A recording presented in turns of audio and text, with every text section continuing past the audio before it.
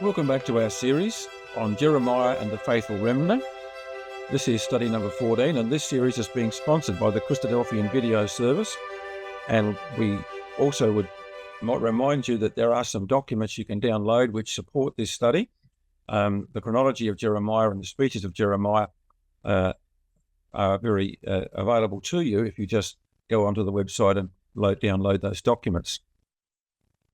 So we come now to look at study number 14, and it's under the theme of Ezekiel and Jeremiah educating the remnant. And you might say, well, I thought we were dealing with Jeremiah. Well, we need to understand that Jeremiah had a 40-year prophecy period, 40 years and 6 months actually, of his prophecy, and then after that, some time in Egypt as well. And the reason we're dealing with Ezekiel is that it overlaps with some of the years of Ezekiel.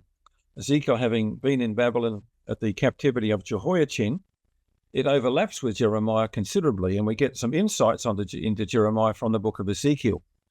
But there is going to be a tremendous connection between the two. Now, remember when we're dealing with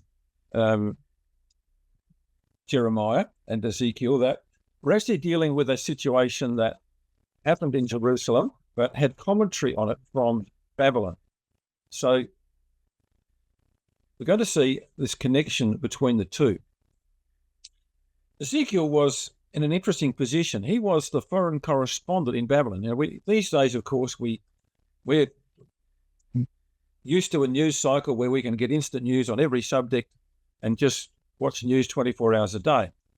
But you imagine what it was like for those Jews back in the land, wondering about what's happened to those who've been taken away, and especially as the ones that had been taken away were many of the younger people, or those in Babylon whose children were still back in Jerusalem, wondering about their families back in Jerusalem.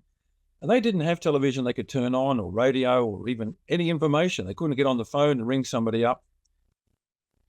The Jews in Babylon had no information unless it came, as it occasionally did, by a letter, or on this particular case, it came through Ezekiel the prophet.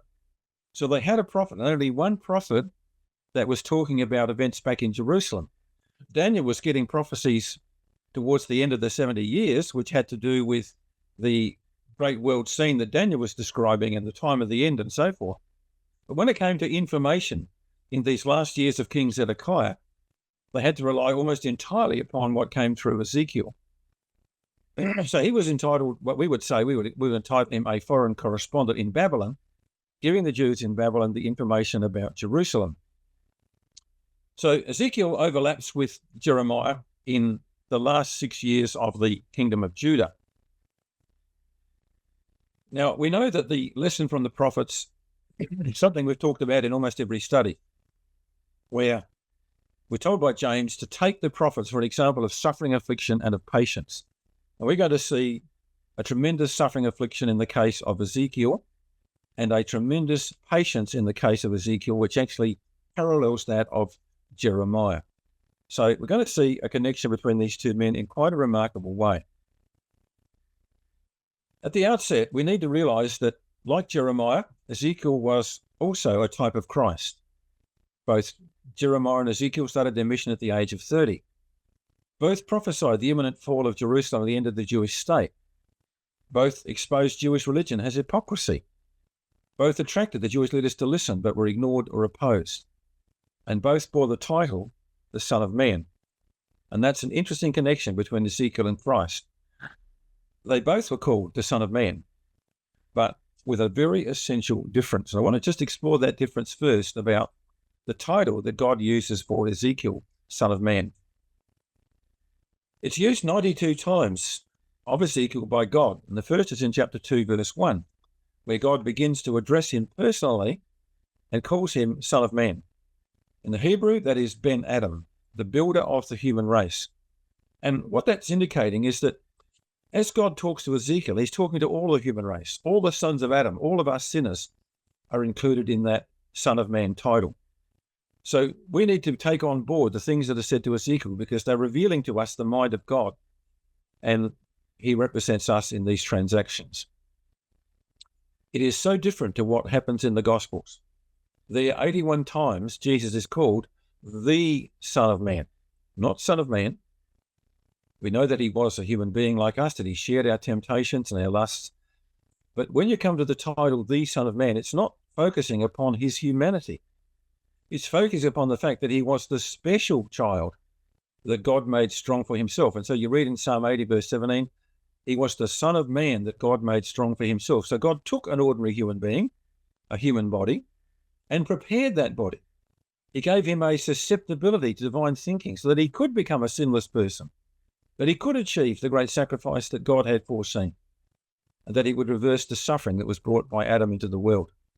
So here was a very particular Son of Man, the Son of Man, a very special Son of Man that God would make strong for himself. So there's a big difference between the way it's used about Ezekiel and the way it's used about the Lord Jesus Christ. Ezekiel is never called the Son of Man, only Son of Man. Jesus is never called Son of Man, he's called the Son of Man. And so you can see that essential difference between the two and the different roles they had to play. One represents the human race. All of us need to listen to these words of God. The other one is the Son of Man that would save the world through the work of God in him. So let's pick that up now and pick up the history of where we are. We're taking to the captivity into Babylon, the captivity of Jehoiachin. So the Babylonians had come down. They had killed evil King Jehoiakim, and on their way back, they took Jehoiachin, who only reigned for 3 months, and they took him off to Babylon with his mother, Nehushta, as we saw in an earlier study. They both went to Babylon only after a 3-month reign. And in this captivity of Jehoiachin, which then ended up with Zedekiah on the throne, in this captivity of Jehoiachin, Ezekiel and his wife were taken away captive to Babylon also. So here is Ezekiel taken away, and 5 years later, in the 5th year of Zedekiah, he becomes a foreign correspondent. And frequently, God then takes him in vision back to Jerusalem to describe to the Jews in Babylon what's going on back in Jerusalem and why that is happening to them. He was their only source of information, and that makes him a very important person as he's prophesying in Babylon. As we said, in those days, there was no communication, there was no television, radio, no internet, no news, other than what Ezekiel could tell them. The Jewish leaders often came to sit before Ezekiel and to hear what he had to say. And when you look at chapter 8, verse 1 of Ezekiel, chapter 14, verse 1, and chapter 20, verse 1, we find they often came to his house and sat there, and sometimes they sat there while he was in astonished silence. And he could only speak when he was able to explain the visions or the mimes that he was performing before them. They wanted to know what was happening back in Jerusalem, but they didn't like the message that was ultimately being delivered. Now, the exiles were very worried and very sad. We know the words of Psalm 137, where it says, we wept in Babylon, we remembered Zion, we hanged our harps upon the willows in the midst thereof. People saying, sing us a song, but we couldn't sing because our hearts were sad and sorrowful. And this was a very difficult time for the Jews. They could not believe that God would go on to destroy their land, that God would destroy his temple, that the people of Abraham would be carted away and defeated by Gentiles. And so they kept their hopes up. And unfortunately, Ezekiel had the job of telling them that it was all in vain. So, they were a worried people. And so they came to Ezekiel that they might get some news about what was going to happen back in Jerusalem. Now, Ezekiel also had the problem, not only of the elders who didn't want to listen, but he had the problems of the false prophets in Babylon. We've talked about these people before. There are a number of people over in Babylon who actually were prophesying against the words of Jeremiah and against the words of Ezekiel. And eventually these two, Ahab and Zedekiah, would be roasted by the king of Babylon. For them, there would be no salvation. Back in Jerusalem, in the 4th year of Zedekiah, Jeremiah was dealing with Hananiah that we looked at in a previous study, and his false prophecy about the exiles coming back within 2 years of the captivity. Again, a very false promise, a lot of lies, and we know what happened to Hananiah, that God killed him in that same year. But again, there was this problem of false information being delivered, both in Jerusalem and in Babylon. when we come to look at the book of Ezekiel, and we're going to see his connection to Jeremiah, but we can't miss some of the major themes of Ezekiel. One of the key statements that comes up again and again in the book of Ezekiel is this statement, and the heathen shall know that I, Yahweh, do sanctify Israel. In chapter 38, verse 23, they shall know that I am Yahweh. Chapter 39, verse 6, they shall know that I am Yahweh. This is a very frequent statement through the book of Ezekiel. It's usually at the beginning, at the end, or a beginning of a section of the scripture, but the end result is always the same, that when God has done what he said he's going to do, then people will eventually and gradually recognize that God is supreme. They will know that he is the God who promises and delivers. His plan will surely come to pass.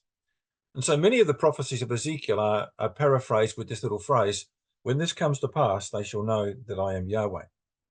So there's the theme statement of Ezekiel. But when we look at a bigger picture of the book of Ezekiel, there's even a more glorious theme than the vindication of God. And it's the theme of the glory. So in chapter 1, the vision of the cherubim, the glory appears before Ezekiel. In chapter 10, verse 4, Ezekiel sees the glory preparing to leave. It comes out of the holy place and comes to the threshold of the sanctuary. And then it moves to the eastern gate of the temple in chapter 10, verse 18. And then it departs to the Mount of Olives in chapter 11, verse 23. And then we come to the restoration chapters from chapter 33 to 39, where we see the preparation for the glory to return. And of course, that is 30, 33, 30, 31 in that order, should be included in that restoration prophecy. There's the preparation stage of them coming back to the land. And then finally, when we have the picture of Ezekiel's temple, the glory of God comes in by way of the east from the Mount of Olives through the eastern gate and fills the mountain of God with the glory of the Father. And this is another theme of Ezekiel that you can follow through, but that's not the course of our study today. So there are some of the larger views of Ezekiel, but let's talk about Ezekiel himself. His story is quite a remarkable one, and his place in the scripture is quite an unusual one. His name very simply means God will strengthen, and you can see that, of course, was something about Ezekiel that would be true. He was born into a priestly family. He went into captivity at the age of 25. At the age of 30, which was the normal time for a priest to be called to service, then he was called to be a prophet. And you can find this in chapter 1. Ezekiel was in the 5th year of his captivity, of Jehoiachin's captivity. He was called into service. So he's been there for 5 years, and he now becomes God's prophet in Babylon. Every single thing we know about Ezekiel comes from his own book. There is no mention of Ezekiel anywhere else, except perhaps by included in the prophets who suffered, but no specific mention about Ezekiel anywhere else in the Bible. Remarkably, his name appears only twice in the Bible, and they are both in the book of Ezekiel. You find that in chapter 1, verse 3, and you find it in chapter 24 and verse 24. Let's just look at those particular quotations. Ezekiel chapter 1, verse 3, where it says, the word of Yahweh came expressly unto Ezekiel. And that means only to Ezekiel.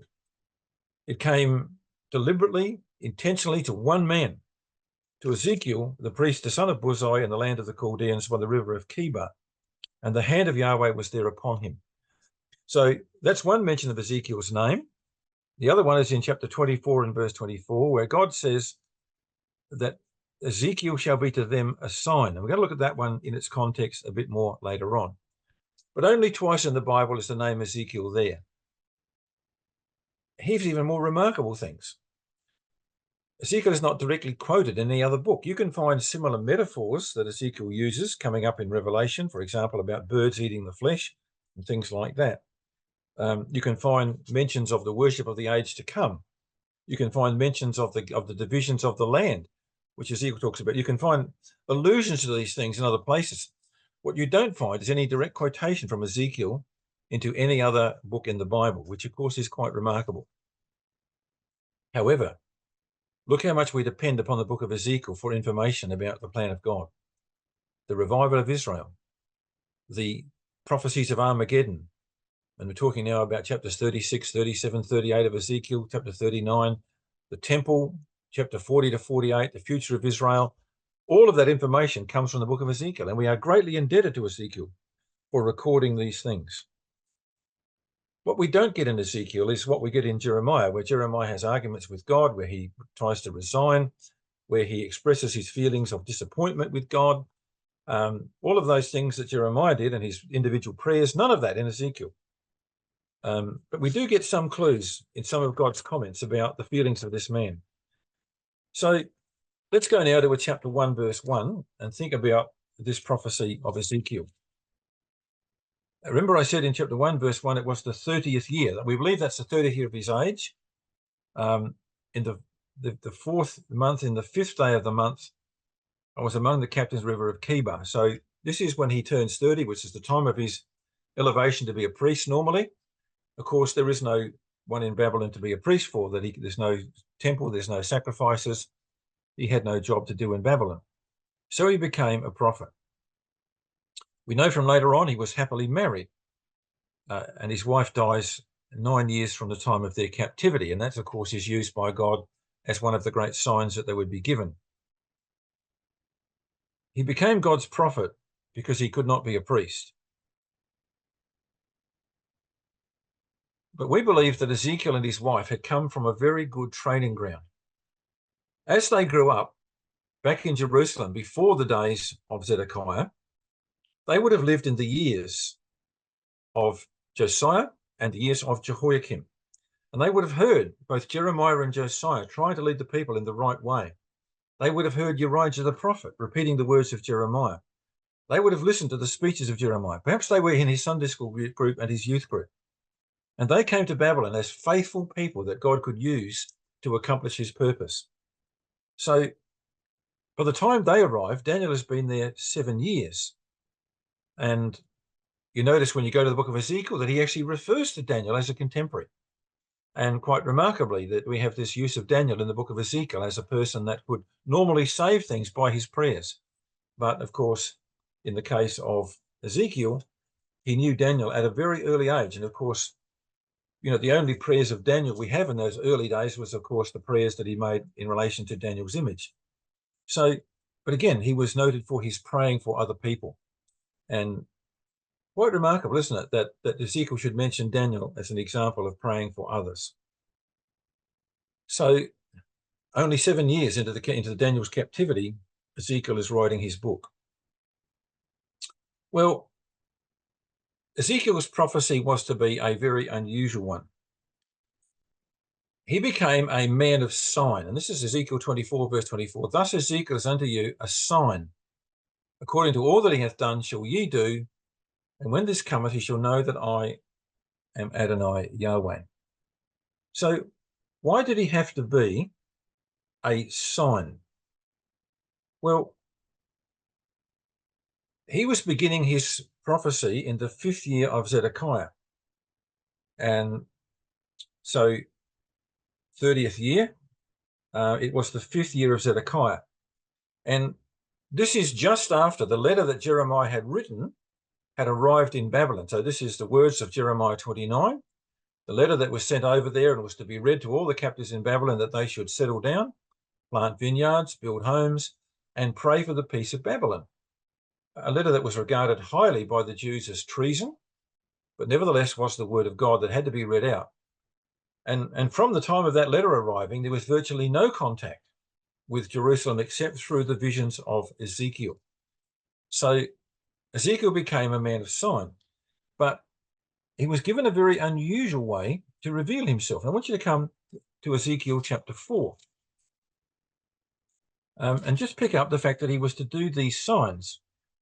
And God, having given him a vision of a little scroll, it says in chapter 3 of Ezekiel, let's just go to chapter 3 first. He was to eat a scroll. So again, this was a mime. This was something he had to do, something he did in vision.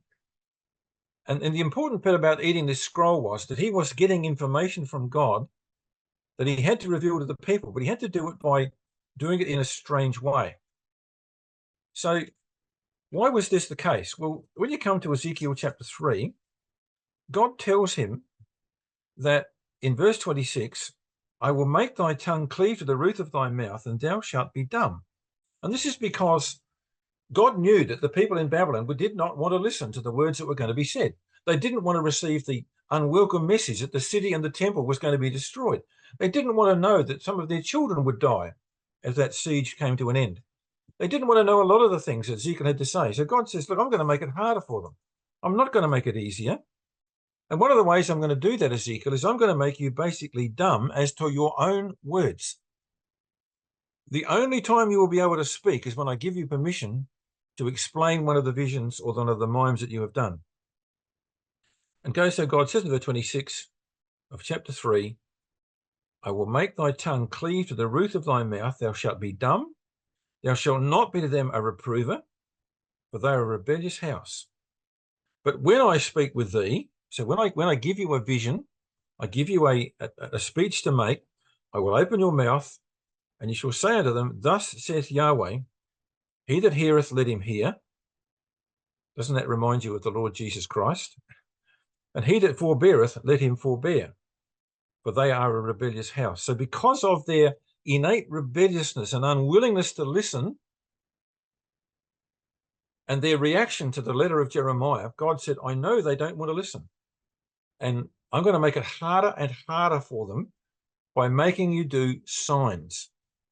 So when we come to chapter 4, he begins to do some of these signs. And the first one was to make a scale model on a tile, a scale model of Jerusalem, and then to show them in that scale model the battering rams that would be coming, so the siege that was going on, an iron pan would be there, a wall between you and the city, and a very intricate model of Jerusalem.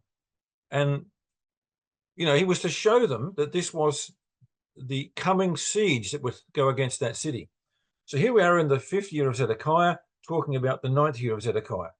And again, the prophecy was there, and they had to try and ponder what this meant. And then in verse 4, he had to lie upon his side for 390 days on one side, and then 40 days on the other side. And you can imagine every day that for over a year, he would trundle out his mattress and lie down on one side. And then after doing that for a year and a month, he would then lie on the other side. And people are going to say, what does that mean? And again, they had to try and work it out. And this, of course, was pointing out some of the time of the siege. And, you know, we won't go into explaining all of that, but this was, again, talking about the time of the siege that it would undertake. And they would have to inquire. And Jeremiah could not say anything to them unless God gave him permission to do so. He was actually struck dumb for about 6 years. And quite an amazing thing that should be the case. He had no opportunity to give them his own words. Then we come down to chapter 4, verse 9 to 17, where he actually has this thing where he's told to go and to cook his meal with dung. And God very kindly lets him off and to use animal dung rather than human dung. But again, what a terrible thing to have to do, you know, to cook your meal with the dung of animals. And again, they couldn't work it out. So again, God made it harder for them. I want you to just notice a really interesting little comment that God makes in chapter 3. Chapter 3 and verse 20, look what God says. We're reading verse 19 for context. If you warn the wicked, and he turn not from his wickedness, nor from his wicked way, he shall die in his iniquity, but thou hast delivered thy soul. Again, when a righteous man doth turn from his righteousness and commit iniquity, look at this. And I lay a stumbling block before him, he shall die, because you have not given him warning, but I will require his blood at your hand. But just notice what God says there. Where a righteous man turns from his righteousness, as humans, we might think, well, oh, God will chase him back. God will do everything he can to bring him back.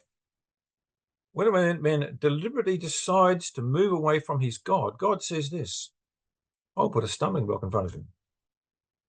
Now, it might be to trip him up and to make him think. It might be to make it harder for him. And this is exactly what happened with Balaam, when Balaam was determined to go with the princes of Moab. And God said, well, if the men call you, you can go. And of course, he didn't wait for that to happen.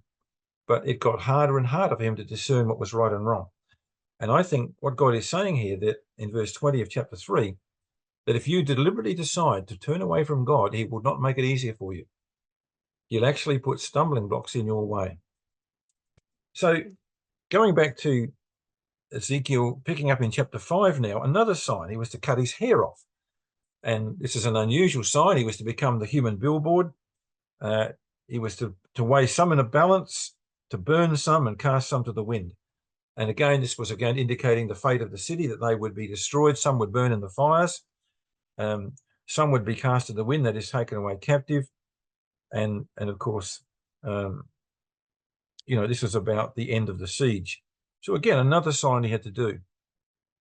And then in chapter 12, of course, we have the parable of Zedekiah trying to get under the wall. So this was all giving them information about what was coming back in Jerusalem and why. Now, the why came in chapter 8, when he has the vision of the hole in the wall. And it's like God puts a projector through the brains of the elders in Jerusalem and shows the wickedness and the abominations in their hearts. And this is revealed to those in Babylon. This is the reason why God is going to have to destroy that city and that temple. So, this is the signs that he had to use. He was unable to speak his own words right up until chapter 33. We find that he could not speak his own words. All he could do was on occasions just repeat the words that God had dictated to him and then say no more about it. And this is a remarkable thing, isn't it? It was a great challenge for people to think and to try and work it out. But God said, I know that they won't listen, and therefore I'm going to make it harder and harder for them to work it out. And God was setting a stumbling block before them in some of these things that he did. Well, we now come to the very sad story in chapter 24, which is the loss of his wife. And when you think what the prophets of God suffered by ways of torture and imprisonment and mocking, this is remarkable that Ezekiel was to be a man of sign to them in the things that would happen to him concerning his wife. And so we pick up the story about this. In chapter 24, we're now in the 9th year, the 10th month, the 10th day of the month. Why do we get such specific information about that? Why do we get that information? I want you to think about that for a while.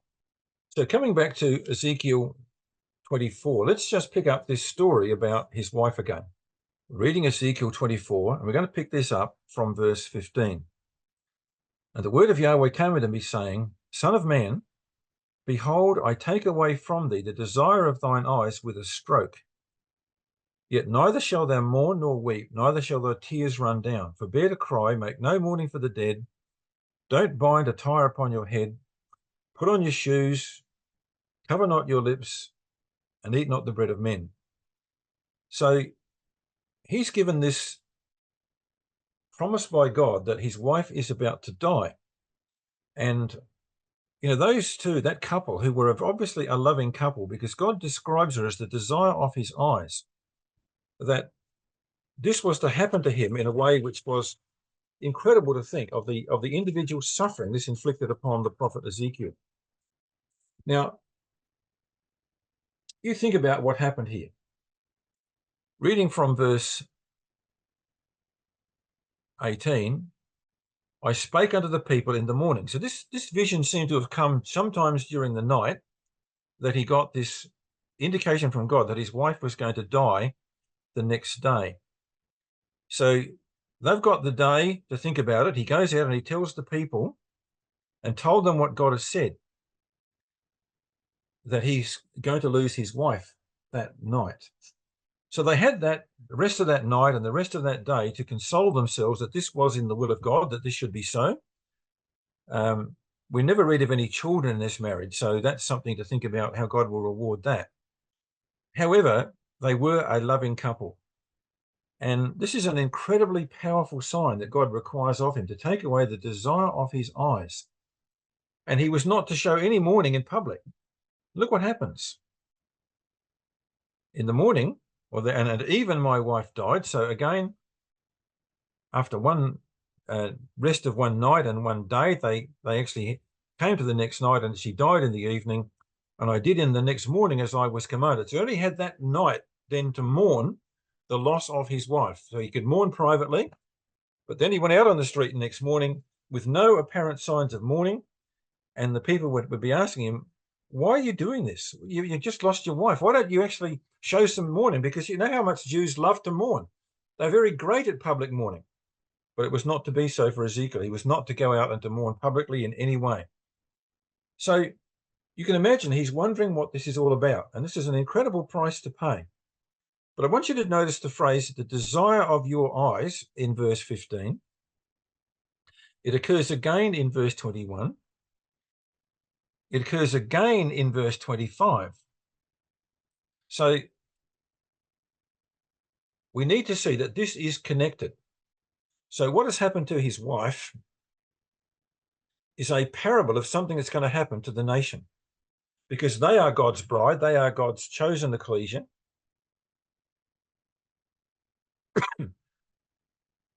And God is going to take away what is the desire of their eyes. And you can see this in verse 21. So this is what he was given the explanation by God in verse 21. I answered them, the word of Yahweh came to me saying, and here's the explanation of losing his wife and not mourning. Thus saith Yahweh, behold, I will profane my sanctuary, the excellency of your strength, the desire of your eyes. So everything about their land, their temple, their priesthood, their chosen status before God, everything that they held so dear as Jews, God said, the desire of your eyes, that particularly in that temple, and your sons and daughters shall fall by the sword. And you're going to be so distraught that you will do as I have done. You won't go and publicly mourn and put on a show of mourning. You know, you're going to be mourning everyone quietly and pine away quietly on your own. And in verse 23, it says that your tie shall be on your head, your shoes upon your feet. You shall not mourn nor weep, but you shall pine away for your iniquities and mourn one toward another. I want you to notice that.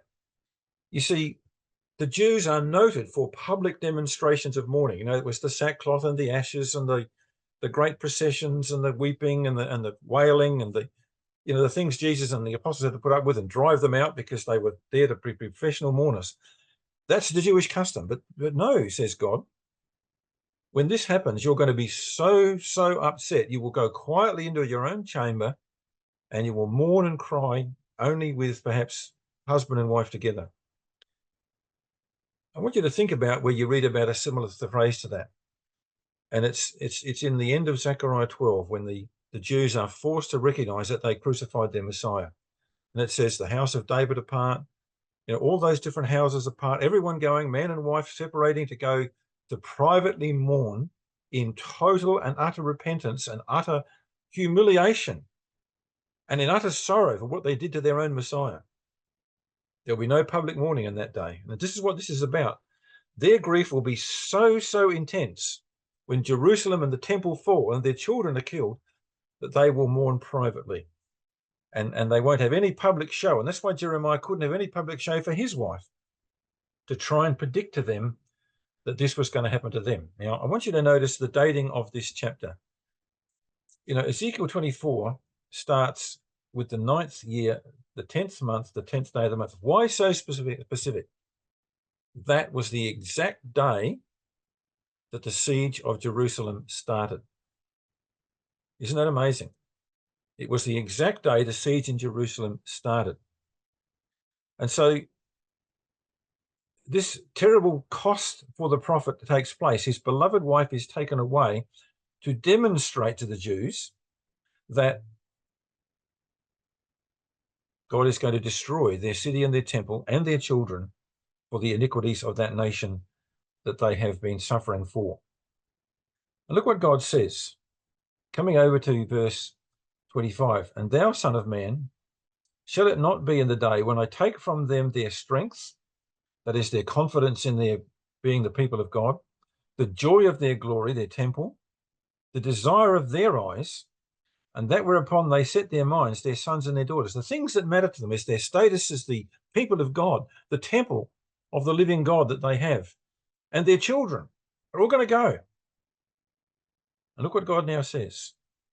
When I've done that, he that escapes in that day shall come unto thee and cause you to hear it with your ears. So, there wasn't an immediate broadcast, oh, Jerusalem has fallen. It took a long time for a man who got out of the city when that battle finally concluded to go the 800 miles up to Haran, down to Babylon, to bring news the city was fallen. And that took several months for the news to arrive. So let's look what now happens. Because God says in verse 27, when that man arrives, when the destruction of Jerusalem is confirmed by an escapee, in that day, verse 27, shall your mouth be open to him that is escaped.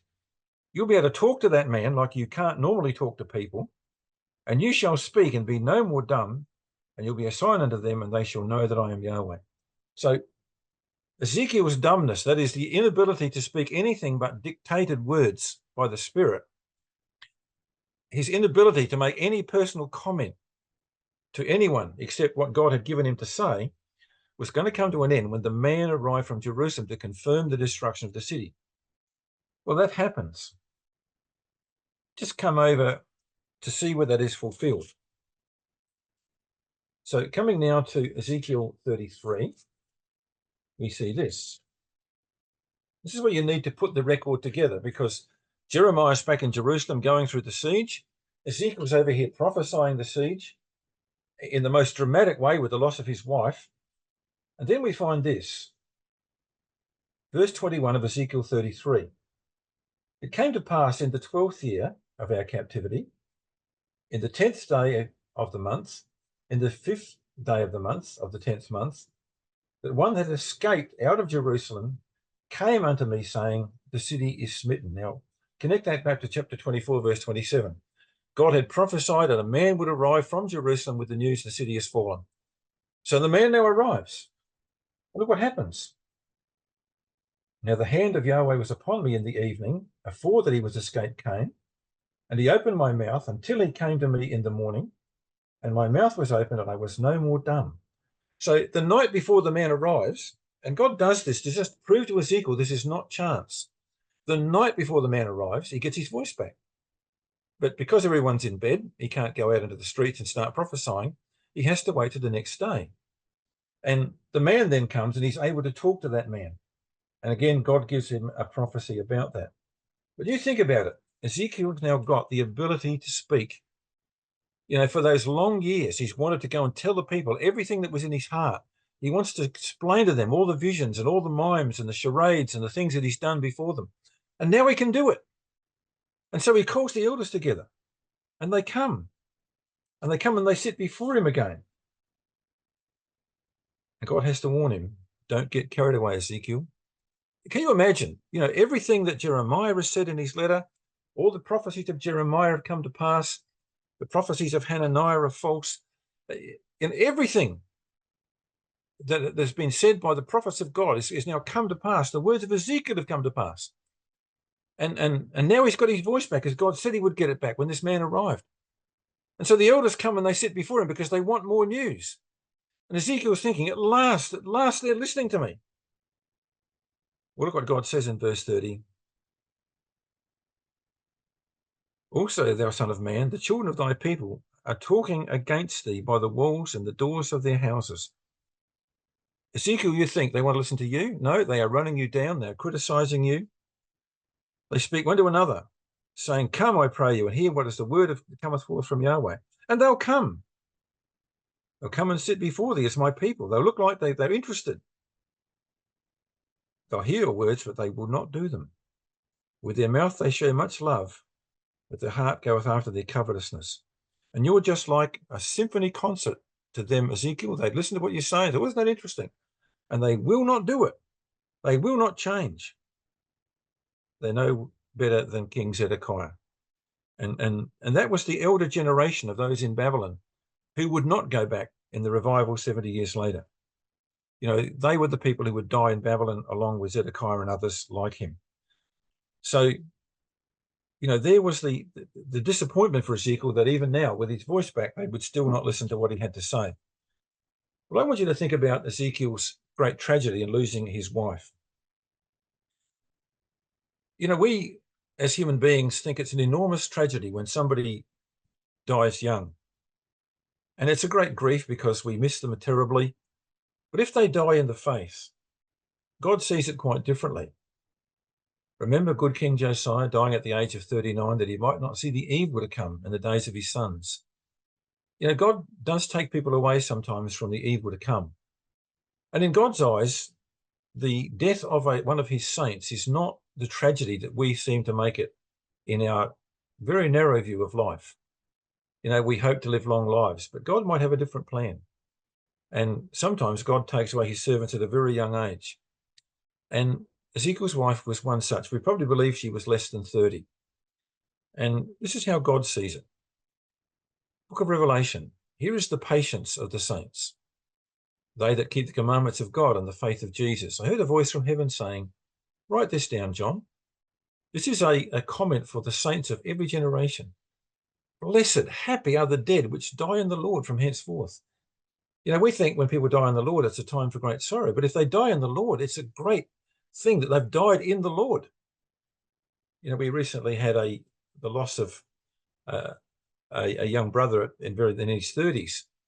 And, you know, the great consolation was that he died in the Lord, faithful in the Lord, because they're not forgotten by God. Yea, saith the Spirit, they rest from their labors and their works will follow them. And, you know, some interesting comments by Brother Thomas on that last little phrase, their works will follow after them. But what it's really saying is that God won't forget them. The fact that they die young is God's going to give them rest from their labors. They're not going to see the sorrows that others will have to see as they live out their lives to an old age. But that's God's view, that they rest from their labors. And so it was with Ezekiel's wife. And there was great comfort in that. But think also about the fact that God made it harder for these people by making Ezekiel speak in mimes and charades and mysterious prophecies about putting his furniture under a wall, the prophecies of the eagle that he gave. Why did God do it that way? Well, number one, as he said, because they are a rebellious house. They didn't want to know, therefore he made it harder. But when it comes to us interpreting these things, we cannot say, well, look, all these things are too confusing. We do have the explanations. We do have the commentary from Jeremiah and Ezekiel about these things. We do have the New Testament revealing things to us. And I just want to put in front of you my favorite statement from the pioneer writings. It's this one. The deity delights in stimulating the intellect of his creatures. Therefore, in revealing himself to them, he manifests himself mysteriously. And we can read these things and we can actually connect together the things, that the gems that are hidden there by God. You know, God conceals things. We can search it out. Have you ever connected the desire of his eyes to their view of Jerusalem and their children? Have you ever connected the desire of the eyes, Ezekiel's wife, to what they would lose? And we can make those connections. And we pick up the fact that the man would come. And in chapter 33, he comes. And we see Ezekiel is very now optimistic that people will now listen. And God says they won't listen. And, you know, we can actually see these stories coming to light in a great way, because in God's word, these things are concealed for us to find and to draw out and to see the principles behind them. So there must be a love of the truth. And I want to just make this comment from Thessalonians, that where there is no love of the truth, God can't work very effectively. And he talks about the apostasy in the 2nd Thessalonians chapter 2. Why? Why did God deceive them? They didn't have a love of truth. They believed not the truth. The difference between those in the world and those of the apostasy is they have no love of truth. They delight in lies and deceit and frauds. When you come to verse 13, we see the difference. What sanctifies us to our God? The word of God, the Spirit word sanctifies us, and a belief of the truth. And it's that belief of the truth that makes us the people of God, God's own chosen ones. And we need to be thankful that that is the case. But we must have that love of the truth and that love of exploring the things of the Spirit. Well, it wasn't the only prophecy about restoration. I want to go on now to talk about Ezekiel himself, because in the end, the prophet Ezekiel had to learn that they would still not listen to him, even though he thought that they would. But I want to pick up and close now with the connection to Jeremiah, a very, very strong connection to Jeremiah. You remember when Jeremiah was trying to pray for the people back in the land, God said, don't even pray for them. He said this to Jeremiah, Jeremiah, your focus has to be on the remnant I will give you. It shall be well with thy remnant. I will cause the enemy to entreat thee well in the time of evil and the time of affliction. In other words, you will survive. If people stay with you, Jeremiah, they will survive. And it happened to everybody. All of his friends survived the Babylonian siege and captivity. Unfortunately, Gedaliah was murdered by the Jews at a later stage. Some of the rebel Jews that murdered him, Ishmael, murdered Gedaliah. But apart from that, all of those who followed Jeremiah and kept faithful to that were preserved through the siege, through the disease, through the destruction, and lived out their lives. Because God said, I will preserve your remnant. And it was Jeremiah's job to educate that remnant. And he did that. He went and he educated the remnant in the things of God. And he had that Sunday school class. And we've made this point that he had a youth group and a Sunday school class that included some of these people. Daniel and his friends who were taken away in the first captivity in the 4th year of Jehoiakim. You've got people that must have been taken away in the captivity that followed, Mordecai, Ezekiel and his wife. You had other faithful people like Ezra that turns up in Babylon and lives through the whole of the 70 years. You had the ones in Jerusalem around him, Barak and Micaiah and Gemariah and Gedaliah. And you had the contemporary prophets, Habakkuk and Zephaniah, Ahiokim, the son of Shaphan. So you had lots of people that Jeremiah was working with. And, they were his youth group. They were his remnant. And that was God said, focus on the remnant, Jeremiah. Don't pray for these people. They're a lost cause. Focus on the remnant. And there's a great lesson in that. And here's what happened to Jeremiah's remnant. Look, this is the most beautiful thing of connecting Jeremiah with Ezekiel. This is what happened. God said that those that he would send away to Babylon would be good figs. And God says, I will acknowledge them that are carried away captive of Judah, whom I have sent out of this place to the land of the Chaldeans for their good. So there was amongst the captives people like Daniel, and in the later captivities, people like Ezekiel, and then many others that would follow, who were sent to Babylon for their good. And God says, I will set my eyes upon them for good. I will bring them again to this land and build them and not pull them down. I will plant them and not pluck up. And of course, that was including people like Ezra, who went away and who came back. And God says, I will give them a heart to know me, that I am Yahweh, and they shall be my people, and I will be their God, and they return to me with their whole heart. And, it's interesting that it says of those who came back from the captivity and went to build the temple, they came together as one man and one soul and one heart to rebuild the temple of God. So there was to be a transformation of those that God described as the good figs that would go to Babylon. People who could learn, not the elders, not those who came and sat before Ezekiel and wouldn't listen, the younger generation that God sent. From Jeremiah's youth group and Sunday school class, they would go to Babylon and God would use them to educate future generations for the return. And look how God said this to Ezekiel. This is the most beautiful thing. We won't go past that one. This is what God said to Ezekiel. Talking about the destruction of Jerusalem. Yet behold, there shall be left a remnant that shall be brought forth, both sons and daughters. Behold, they shall come forth unto you. What remnant is this? This is Jeremiah's remnant. I'm going to take them, Ezekiel, from Jeremiah, and I'm going to bring them to you. They shall come forth to you. And ye shall see their way and their doings. You'll see the quality of these people that Jeremiah's been educating. And when you see the quality of these young people, you shall be comforted concerning the evil that I brought upon Jerusalem, even concerning all that I have brought upon it. And they shall comfort you. Why did he need comfort? He needed comfort for two reasons. One, because he also mourned the loss of Jerusalem, but also he needed comfort from the loss of his wife. And here's a prophet that had no children that we know of. He's going to receive a whole bunch of young people who would come to him as sons and daughters and be given to him to educate. And he would be so enthused when he see the quality. And God says that twice. You shall see their ways and their doings. You will see the quality of these people. And you'll know that what I did in taking your wife, I haven't done it without cause. And you see, he wanted Ezekiel now to focus on these young people and to make them the core of the revival.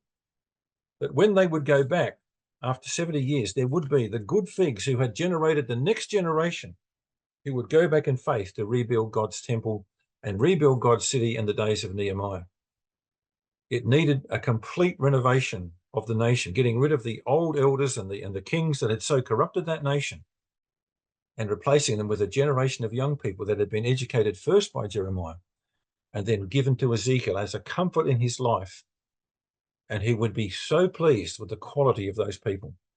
That's the story of Jeremiah and Ezekiel, and the wonderful connection between those two great prophets, that the remnant would be sent forth to Babylon and given to Ezekiel.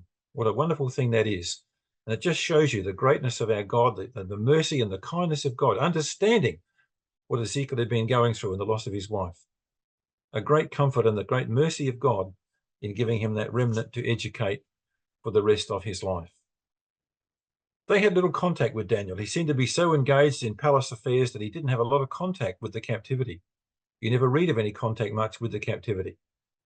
What you do read about is Ezekiel being given this role to educate the generation that would go back to the land. What a privilege that was. And even though Ezekiel's prophecy went on for a number of years, we have no doubt that he was instrumental in shaping the good figs into those that would go back and revive the nation, the temple, and the city.